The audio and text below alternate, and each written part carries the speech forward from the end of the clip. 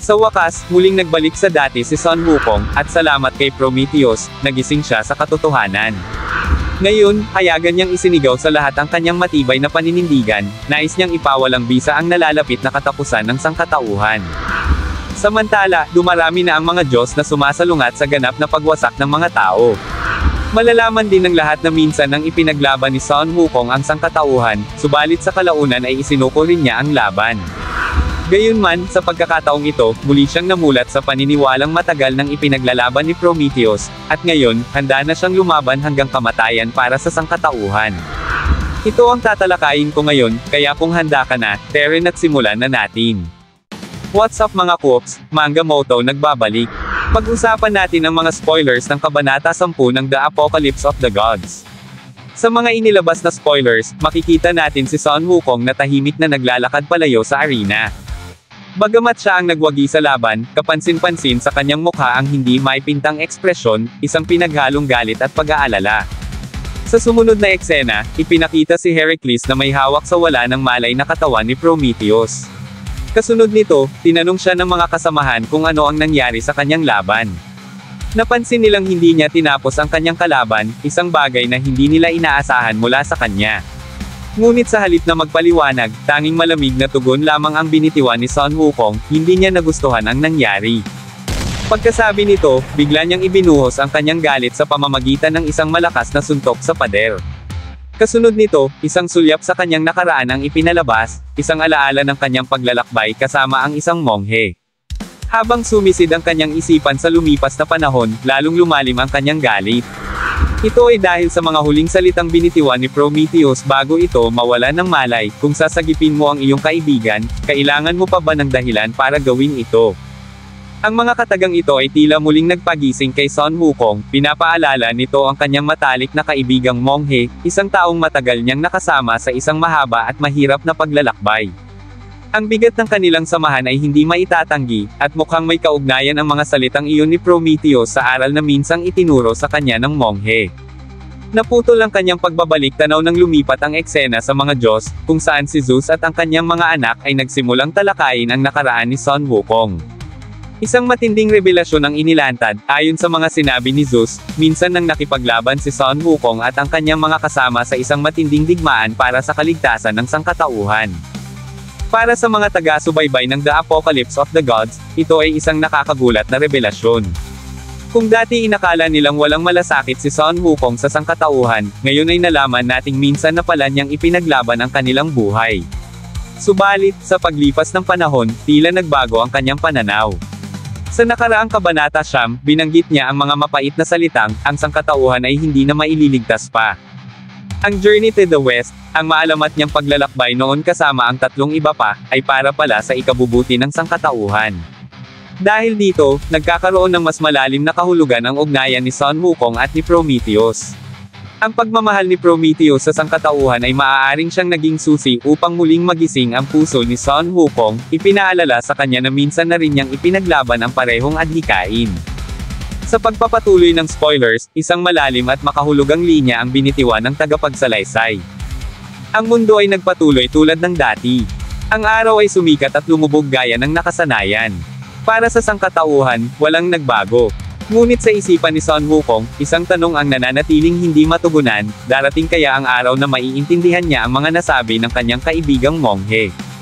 Muling bumalik sa alaala si Sun Wukong. Sa pagkakataong ito, nakita niya ang kanyang kaibigang monghe sa isang silid-aklata na puno ng sinaunang kasulatan. Taglay ng monghe ang matinding determinasyon habang walang sawang nagsusulat sa kanyang mga tala. Isang beses, tinanong siya ni Sun Wukong nang may pag-aalinlangan. Araw-araw mo na lang ginagawa ito. May kabuluhan ba talaga ang lahat ng yan? Ngunit hindi natinag ang monghe. Ang kanyang sagot ay puno ng pananampalataya. Ang may tunay na determinasyon ay alam na hindi madaling baguhin ang isang tao. Ngunit umaasa pa rin ako na balang araw, magbabago rin ang isip mo. Sa huling bahagi ng eksena, ipinakita ang isang sinaunang sutra na sinasabing mananatili sa paglipas ng daang taon. Kasunod nito, nakita natin ang matanda ng monghe na may mayanhing ngiti sa kanyang mukha. Kahit hindi natin makita ang resulta ng ating ginagawa, may halaga pa rin ito, aniya. Ang buhay ng tao ay panandalian lamang sa mundong ito, ngunit ang ating mga layunin at diwa ay ipapasa sa susunod na henerasyon. Sa panel ng pagbabalik tanaw, ibinigay ng monghe ang kanyang huling maaliwalas ng ngiti kay Sun Wukong at nagwika. Darating ang panahon na mauunawaan mo rin ang lahat ng ito. Sa isang iglap, ang papaalis na si Sun Wukong ay biglang bumalik sa arena.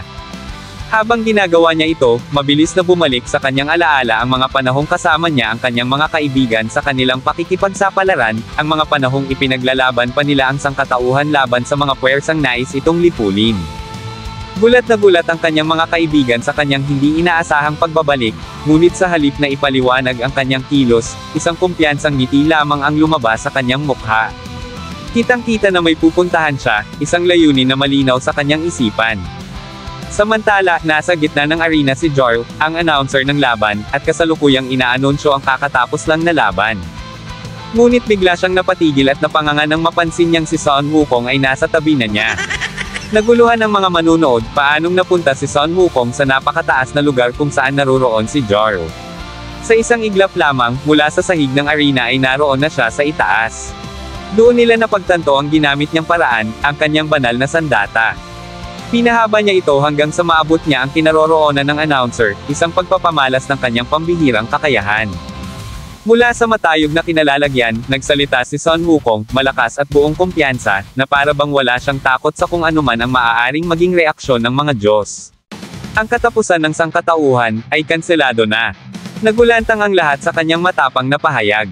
Maging ang mga pinakamakapangyarihang Diyos ay hindi makapaniwala sa kanyang ginawa. Ngunit kahit na ipahayag niya ito sa harap ng lahat, alam ng bawat isa na hindi basta-basta maipatutupad ang kanyang nais. Sa huli, si Zeus pa rin ang may huling desisyon. Kung talagang nais ni Sun Wukong na pigilan ang paglipol ng sangkatauhan, wala siyang ibang pagpipilian kundi tiyakin ang tagumpay sa torneo ng Apocalypse. Sa kabilang bahagi ng arena, nag-aalab ang damdamin ng kanyang mga kaibigan sa kanyang mga sinabi. Isa sa kanila ay hindi napigil ang mapaluha, sapagkat sa kanyang paningin, ang dating Sun Wukong na minsang ipinaglaban ang sangkatauhan ay bumalik na. Ito rin ang sinabi noon ni Zeus, na minsan nang itinaya ni Sun Wukong ang lahat para sa mga tao, at ngayon, ang apoy ng kanyang paninindigan ay muling nagbabalik. Hanggang ngayon, 4 pa lamang ang hayagang tumindig laban sa paglipol ng sangkatauhan, si Sun Wukong, Buddha, Heracles at Prometheus. Sa pagkakataong ito, muli nilang ipinakita ang kanilang tapang at paninindigan, walang takot na ipinahayag sa lahat kung ano ang nais nilang ipaglaban. Walang dudang isa ito sa pinakamaangas na kabanata ng The Apocalypse of the Gods, ang Kabanata 10. Ngayon, ang dating aburido at pabaya na Sun Wukong ay muling makikitang may maaliwalas na ngiti sa kanyang mukha. Isang bagay na matagal nang hindi nakikita ng kanyang mga kaibigan. Maging sina Heracles at Prometheus ay natuwa sa kanya, sapagkat tulad nila, isa na si Sun Wukong sa mga tumatayong kakampi ng sangkatauhan.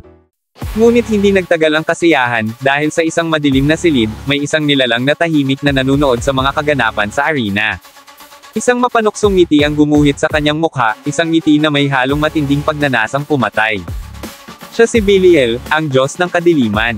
At sa ibabang bahagi ng kanyang katawan, makikita ang isang bagay na hindi inaasahan, ang sinumpang helm ni Satan. Tila bago pa man mabuo ni Odin ang mga sinumpang kagamitan, mukhang matagal nang hinahawakan ni Belial ang makapangyarihang helm na ito. Ano ang kanyang binabalak? Ano ang kahulugan ng kanyang pagngiti? Ang sagot ay unti-unting mabubunyag sa paglabas ng English translation ng Kabanata 10. Kaya abang-abang lang mga Kops. At dito na nagtapos, alam kong bitin ka sa kwentuhan natin, kaya sorry na agad. Shoutout po muna kina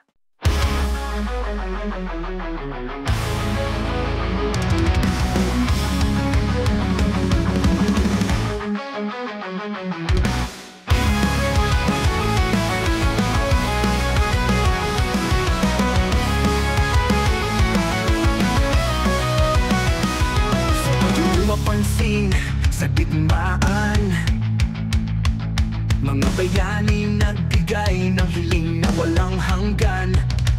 Sa mga ukil ng pawis at tugo sa lupa, labanan na nino, ang takutin ay kumikilos mula sa dilim.